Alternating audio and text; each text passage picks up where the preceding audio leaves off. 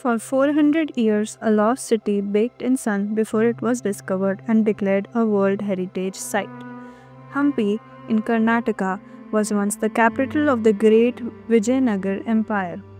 Amid its ancient ruins lies a beautiful stepped tank called the Pushkarini. It may look like just a pond, but it is actually a great example of how our ancestors combined science, spirituality, and engineering. The Pushkarini is located in the royal enclosure of Hampi, the area where kings once ruled and important ceremonies took place. The tank is built in a perfect square shape made of smooth stone steps arranged in 5 levels. It was used for both religious and practical purposes, for rituals, festivals, and for storing water. Historians and archaeologists say it shows the deep knowledge of water management in ancient India. After the fall of Vijayanagar in the 16th century, the Pushkarini was buried under the ground for hundreds of years. It was rediscovered by the Archaeological Survey of India and the Vijayanagar Research Project in the 1980s. When the soil was removed, they found perfectly cut stone blocks arranged without any cement or mortar.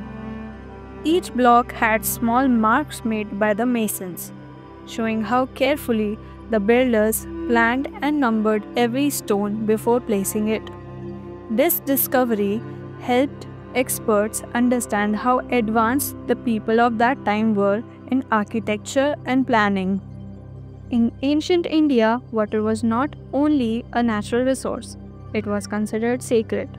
The word Pushkarini means holy pond in Sanskrit.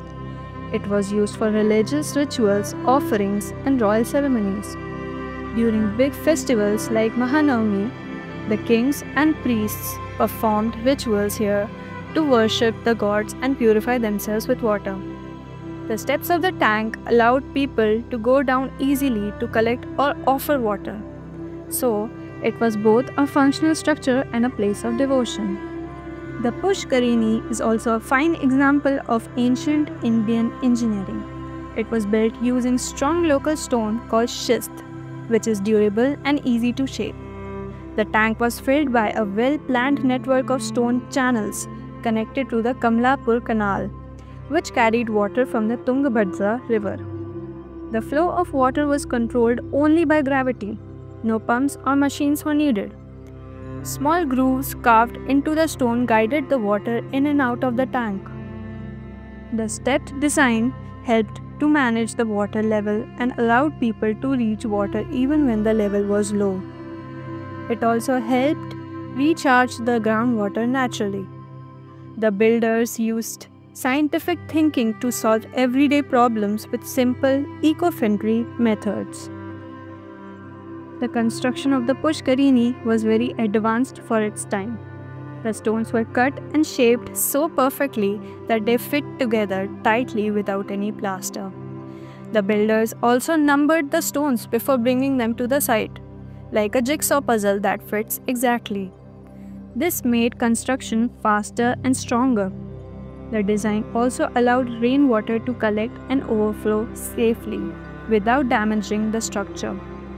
Even after more than 500 years, the tank remains in excellent condition, showing the skill and knowledge of the Vijayanagar engineers.